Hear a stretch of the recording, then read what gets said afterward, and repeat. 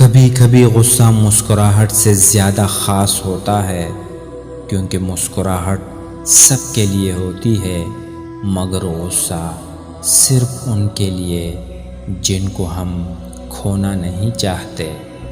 ایک بیٹی اور ایک درخت دونوں کا گھر میں ہونا ضروری ہے، کیونکہ درخت ہمیشہ دھوپ میں سایہ دیتا ہے اور بیٹی ہمیشہ درد میں ساتھ دیتی ہے۔ لوگ کہتے ہیں کہ محبت میں بھیک نہیں مانگنی چاہیے، میں سمجھتا ہوں کہ مانگ لینی چاہیے۔ اگر آپ نے جھوٹیاں اور تکبر میں آ کر بھیک نہیں مانگی تو پھر ساری عمر آپ کا کشکول خالی رہتا ہے۔